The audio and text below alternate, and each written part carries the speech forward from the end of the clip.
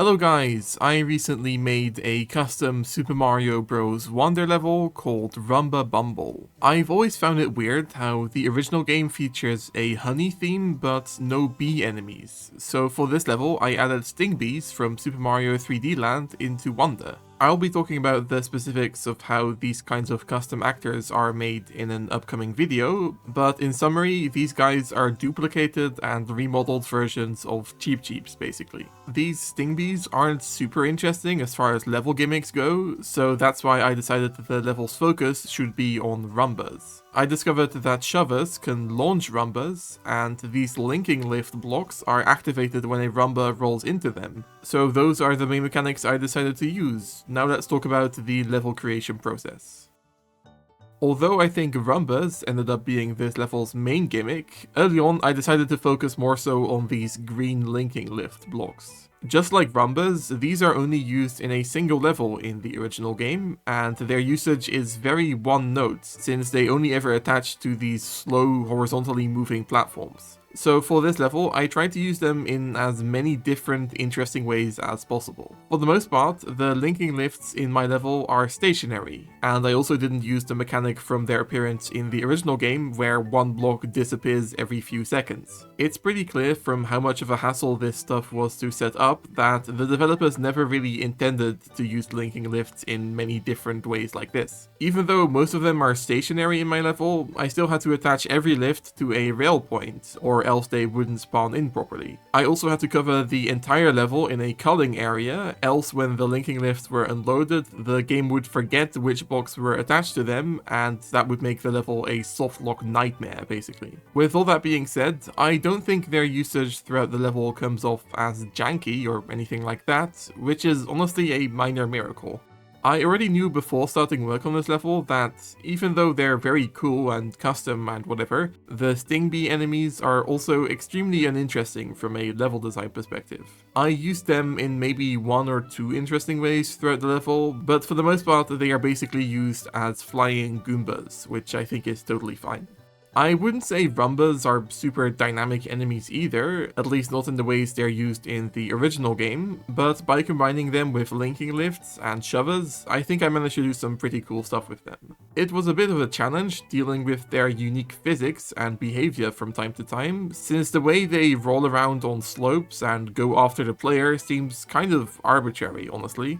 Anyways, as you may have noticed, I sort of struggled with designing this first vertical section here. I felt that after I introduced the level's first shover, I should quickly show the shover's interaction with Rrumbas to make the player understand why shovers are in the level in the first place. However, the combination of the tediousness of designing vertical sections and the fact that there was a fundamental flaw in my idea of combining shovers and Rrumbas made it to where I ended up redesigning this section multiple times.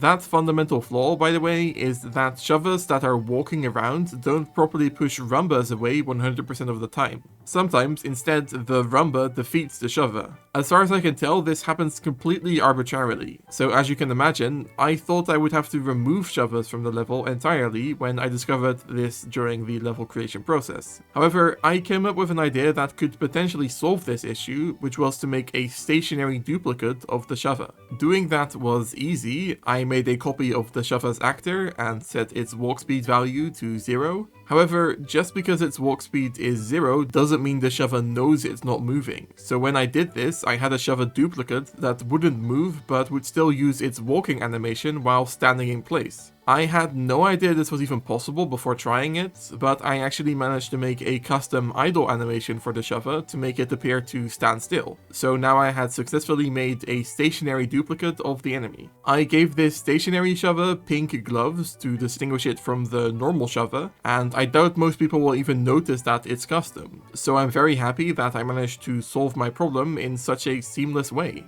Something which I've seen divided opinions on in the 2D Mario modding community is whether levels should expect the player to know how to ground pound. I don't think it's something that most of the original games ever require the player to do to beat most levels, but I still think it's fine to expect a little bit more of people playing mods. After all, surely if you've gone through the trouble of homebrewing your Switch, and specifically installing a mod of a 2D Mario game, you know that pressing down in mid-air makes the player do a ground pound. Just because Nintendo makes their games accessible to beginners doesn't mean the same should necessarily apply to these mods, which, let's face it, very few beginners are ever going to play. So this level requires quite a few ground pounds to activate some linking lifts, and I think that's okay. By the way, I feel similarly about level difficulty as a whole. If you're bothering to play a mod of a game, I think the odds are very high that you beat and possibly 100%ed the original. So I think it would be boring, honestly, if most mods featured levels that were as easy as the original game's levels. Of course, this does get slightly complicated with Super Mario Bros. Wonder's level difficulty rating system. Like, say this were the easiest level in a mod, but its difficulty is comparable to a 3-star difficulty level in the original game. What kind of difficulty rating should the level get? I think I'll probably rate level difficulty based on how they compare to other levels in the same mod eventually, though that kind of stuff is hard to estimate so long as most levels for the mod haven't been made yet. So this level uses the drill suit, but I don't use any of the typical drill-only mechanics that the original game uses in drill suit levels. I'm not a big fan of hiding secrets behind specific power-ups, so although this level features plenty of sections and secrets that are made easier using the drill suit, nothing is drill exclusive, basically. I even specifically made it to where the drill couldn't bypass certain sections easily, because I don't like it when a power-up completely breaks a level's normal progression. This is why I'm happy with the fact that Wonder doesn't feature any flying power-ups, because these can often ruin the fun of more platforming focused levels. So I didn't want the drill to do the same thing in this more puzzle focused one. One of my favorite things about designing a level that has 3 or 4 main mechanics is to combine 2 of those mechanics together in ways that the player likely wouldn't expect. So in order to get into the bonus room for the second purple 10 coin, the player has to make a bridge of linking lifts to allow a shover to push a pipe over. That bonus room itself is also pretty unique, by the way, because it features a linking lift platform that slowly moves off to the left. This means the player has to quickly build out the platform using additional blocks before it disappears into the wall. It's basically an inversion of how the mechanic is used in the original game. It should also be noted that I used the different sizes of linking lift blocks all throughout this level, which is something the original game only did during a Wander effect. I never really thought these different block shapes were an interesting enough twist for it to only make sense during a Wander effect, and either way, I had something much more impressive planned for this level's Wonder section. This level's checkpoint flag is bound to one of those linking lift platforms, by the way, which is something that wasn't possible until recently. I talked about this in a short I released a few weeks ago, but it's actually possible to fix the checkpoint to make it be able to move along with other actors, which wasn't possible in the original game. So I took advantage of that in this level. At one point, before starting work on this level, I was considering making the whole thing progress vertically. I've always liked making vertical levels, and the original game features very few of them, so I'd still like to make one of my own sooner than later. However, what I had planned for this level wasn't a great fit for a purely vertical section, not only because of the mechanics I'd chosen, but also because of the theme. The honey background in the original game isn't designed to move vertically whatsoever. In the Wiggler race level, the entire background is covered up during the vertical section, so the player can't see it cutting off. I made a few tweaks to the background's models in my level to sort of fix that, but the most impactful change was to make a custom background scrolling parameter file. As I discussed in another short a few weeks back, some levels in Super Mario Bros. Wonder have special background parameters that change how the different background layers scroll. For this level, I made one of these parameter files myself, which doesn't impact horizontal scrolling, but makes it to where vertically the background scrolls twice as slow. This is what allowed me to make this vertical section a reality. Without it, the background would be cutting off in some very obvious ways. There's actually technically another custom actor I made for this level, by the way. As you may be aware, Super Mario Bros. Wonder levels have this hard-coded collision system that we have no way of modifying manually. The only thing we can do is to get rid of it. For the most part, this doesn't really change the levels, except a few objects only have collision with this pre-baked collision enabled. Most types of spikes, including the orange thorn spikes used in this level, don't have any kind of collision on their own, so it would normally be impossible to use them in a custom level. So for this level, what I did is I duplicated one of the spike types that does have proper collision, then changed which model it uses, so now I have a working version of the orange spikes. So yeah, working on this level for me really opened the floodgates in terms of using custom actors. This actor duplication method, by the way, was discovered by Thea MLY, who is the same person who's also made the latest update for Fushigi, the Super Mario Bros. Wonder level editor. There are a bunch of small nitpicks that I had with the editor before that have now been fixed. It's kind of crazy. Basically everything level related can now be done without needing to edit any files manually, including changing area parameters and course info and that kind of stuff. Simultaneous groups are also finally editable now, which really could have come in handy in some of the levels I made late last year, but better late than never, I suppose. I know I promised a while ago that I would make tutorials on how to create custom Super Mario Bros. Wonder levels once Fushigi was usable enough, and I think we're getting pretty close to that point, to be honest. There's definitely still some stuff that needs to be improved. For example, none of the actor names have been properly documented and translated yet, and adding new level areas still requires a lot of manual finagling. However, I have hope that the editor may end up becoming somewhat user-friendly sooner than later, which would make custom Super Mario Bros. Wonder level creation so much more accessible, which would be awesome.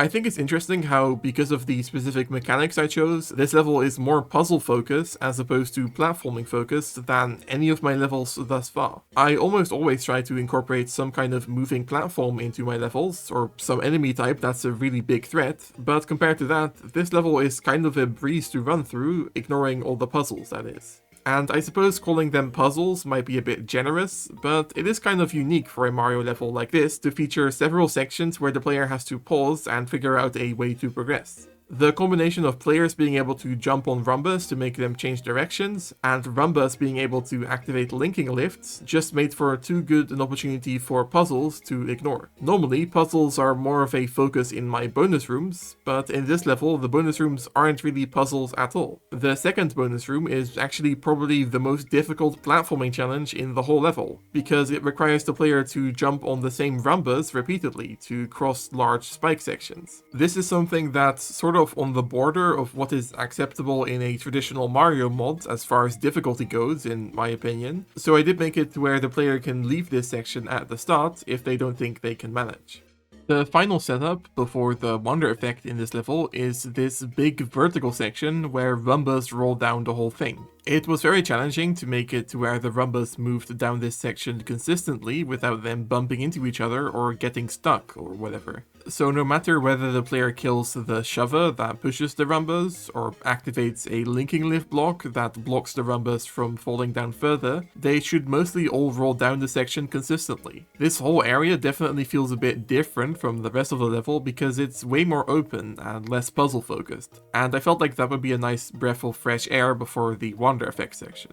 The fact that there is a constant stream of Rrumbas rolling down in this area made coming up with how to hide the Wonder Flower a bit of a nightmare, to be honest. I wanted the player to somehow have to use a Rrumba to activate the Wonder effect, but I also couldn't have the Rrumbas getting in the way once the Wonder effect is activated. The problem is that, as far as I'm aware, it's impossible to make the Wonder effect despawn enemies that are spawned by an enemy pipe generator, so I couldn't just despawn the Rrumbas once the Wonder effect starts. As you may be able to tell, I tried a number of different ideas and setups in this section, before finally deciding to basically just do the same thing I had done up above for the third purple 10 coin. The player can jump on a Rrumba to roll it into a linking lift, giving the player access to a question mark block which spawns the Wonder Flower. I was originally planning on attaching the Wonder Flower itself to a linking lift, but this meant the player could activate the Wonder Flower in mid-air as the linking lift moved, which would have caused a lot of problems. Anyways, the level's Wonder effect is a giant Rrumba that rolls through this section.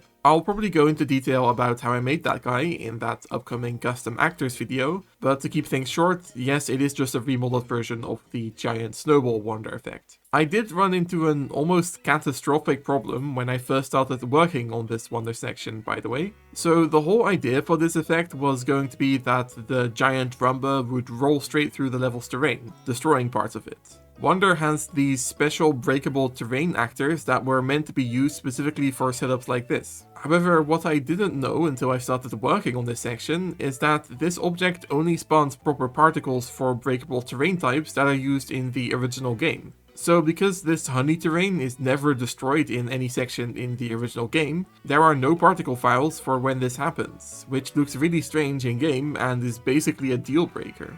As you can imagine, I got pretty desperate when I realized this, because this meant I might not be able to use this custom wander effect idea after all.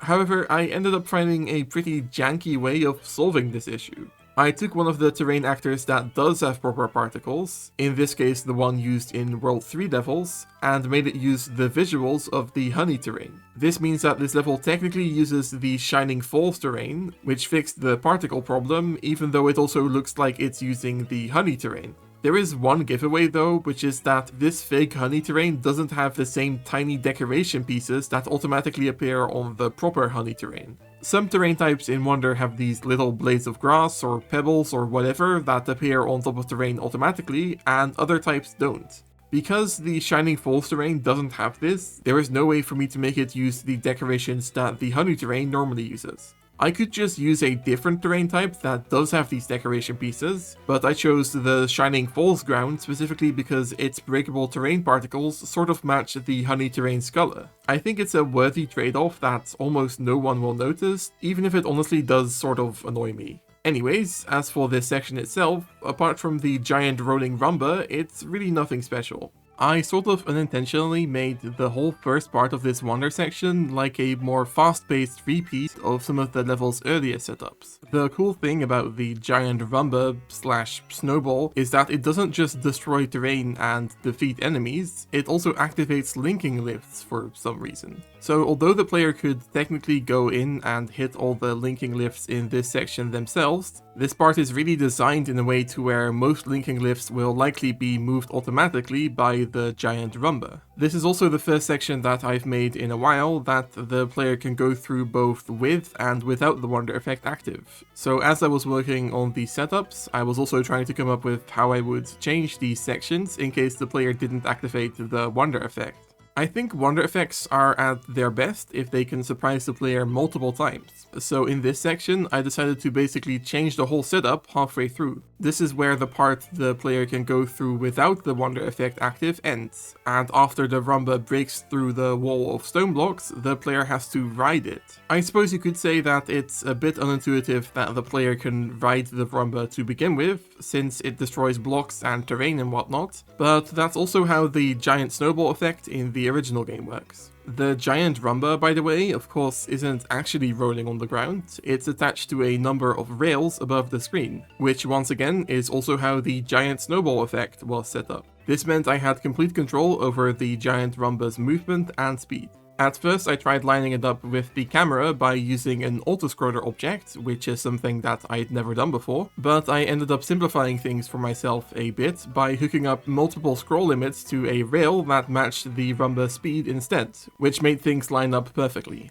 The reason destroyable terrain in sections like these is usually made up of 2x2 chunks of tiles is because of how Super Mario Bros. Wonder's auto-tiling works. As opposed to Mario Maker, for example, in Wonder terrain can't be one tile wide or tall. The game doesn't properly display terrain at such a small size. So although it is theoretically possible to make a setup like this where pieces of terrain get destroyed per individual tiles instead of 2x2 chunks, this would likely lead to a lot of graphical inconsistencies that would be impossible to avoid. Before starting work on this final section of the Wonder effect, I honestly had no idea if I'd be able to implement all of the level's mechanics into this section as well. So I'm very happy with the fact that this section not only features sting bees, but also linking lifts, rumbas, and even a shover that drops down onto the giant rumba and walks on it for a few seconds. All in all, this might be my favorite Wonder effect section I've done. It's definitely up there with other favorites like the one from Snow-Capped Stampede. It's weird to think about in the context of this level or the original game's Honey levels, but this theme is technically the underground variant of Wonder's Candy theme. At least that's how it's used in the level Ma Ma Mouthful, where one underground bonus room uses these same visuals. That's why I decided this level's goal pole section should take place in the Candy theme. So basically the idea is that the whole level takes place underground until you emerge above the surface at the very end. The setup for the goal pole just uses a rumba and some linking lift blocks one last time to allow the player to reach the top. Decorating this level ended up taking a lot longer than it has done for other levels. Part of that simply came down to the fact that this level is kind of massive. which honestly is something I'm hoping to avoid in the future. As satisfying as it can be to make a level like this that takes 7 minutes to play through and which uses so many different mechanics, I do miss the simplicity of making shorter levels. I also know it can sometimes be frustrating for people to play through levels that are this long, especially if these levels are also relatively difficult. Therefore, I hope to make an effort to make some shorter levels in the future, not to mention break times and badge challenges and whatever. Normally, when making a level, I add the background tiles in as I'm working on the rest of the level, but in this case I decided to wait on adding the background tiles in until adding in the decorations like this. That's because the honey theme has these special honey themed decoration background rocks, which I tried to implement in as many sections as I could in this level. Still, there were some sections where these very specifically sized background objects wouldn't fit, and that's where I used normal background tiles. Anyways, with that, the level is done, so let's check it out in game. Okay, and here we are. So I guess something I never really talk about during the time lapses is that I also had a lot of fun with the talking flower voice lines in this level, as you can see there. That one is really funny. And oh, I guess another thing I didn't mention is that I had some of these hexagonal coin formations in this level. I like having different coin formations that get spawned in each of my levels to sort of like fit the theme of the level, and I guess because in this case we have this this honeycomb, this honey hive theme, and I mean there's hexagons all over the place. I also tried to yeah, sort of incorporate that into the coins by having these I guess another one's going to spawn here, these coin formations that kind of look like hexagons, and I guess even towards the end in the wonder section there's like a bigger hexagon that gets spawned with coins, and that's all supposed to be sort of a reference to this level's overarching theme. I do feel a bit weird about this section here. I imagine some people might get a bit caught off guard by how strange it is to implement this section into the level like so late. It feels like this should have been introduced earlier, or it shouldn't be here at all.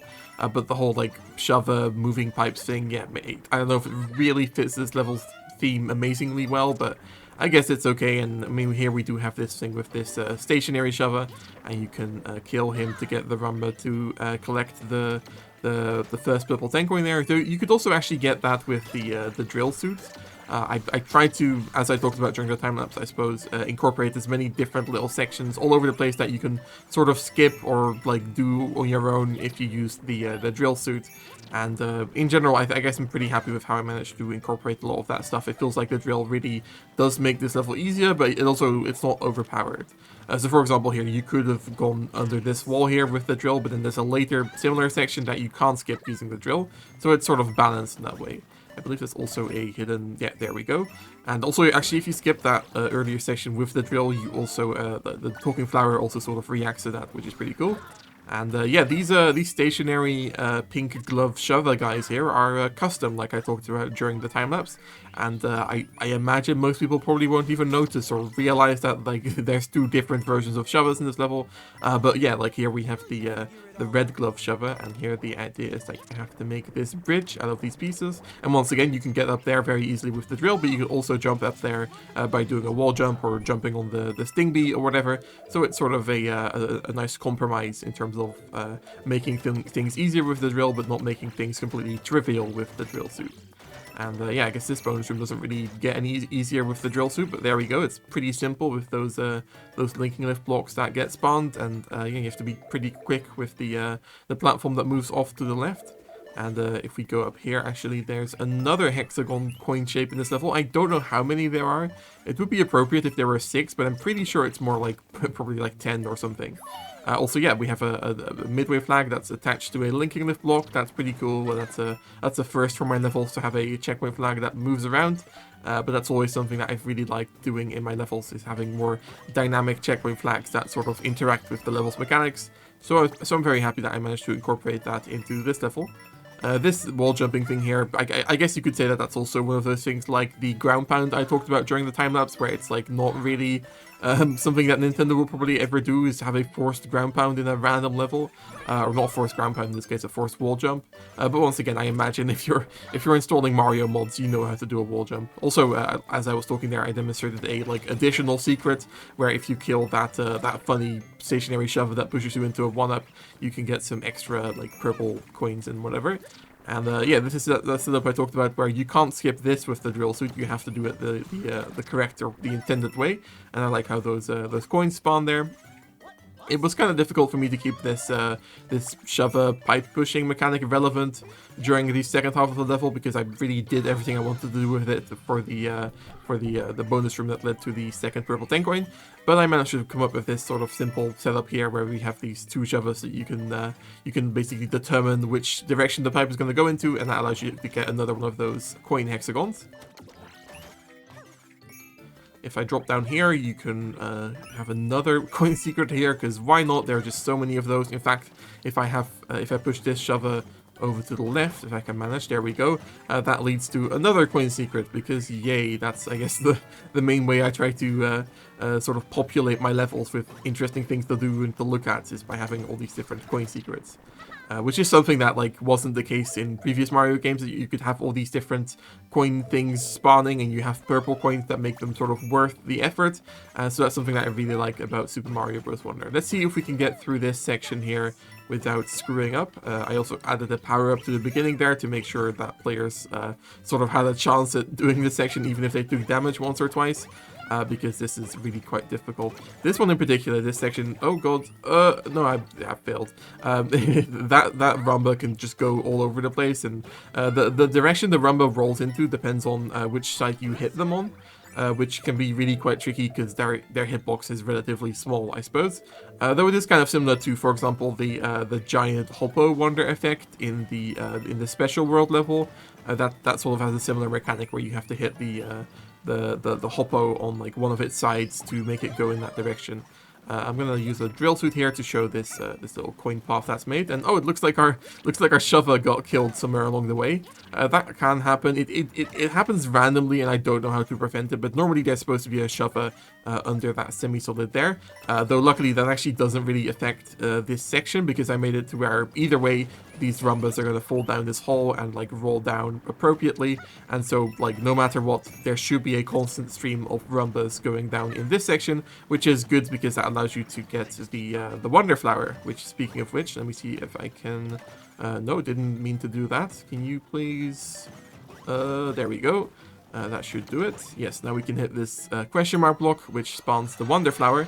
And the Wonder Flower in this case, like the way it spawns was set up specifically to make it to where the player is in the middle of the room, so that way like you don't have much of a chance of getting hit by rumbas, and also the camera lines up nicely. And yeah, this section here is pretty crazy. As you saw there, the rumba activates the linking lift blocks.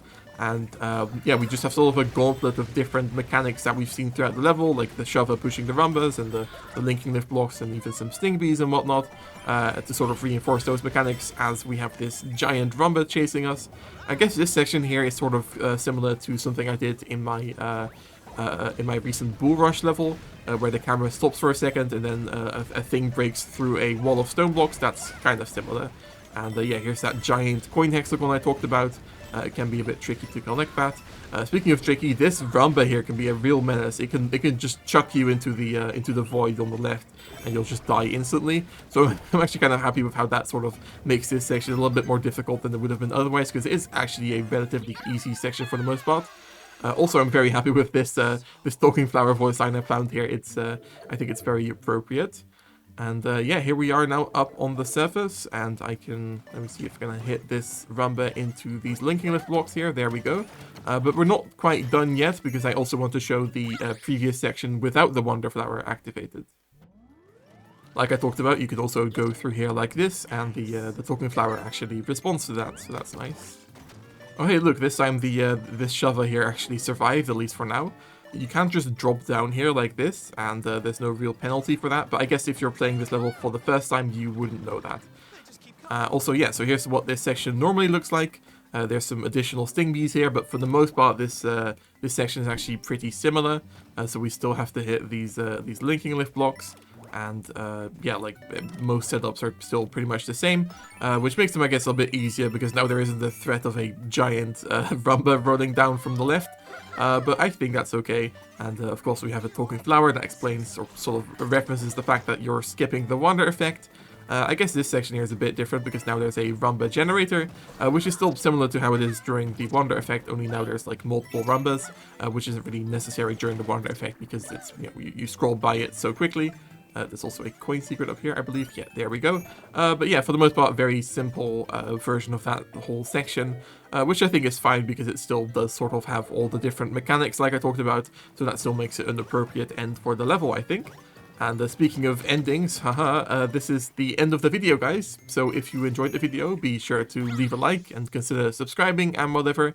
I also have a Discord server, which will be linked down in the description, and I have channel memberships that allow you to watch my videos early. But thank you guys so much for watching, see you later, and bye-bye!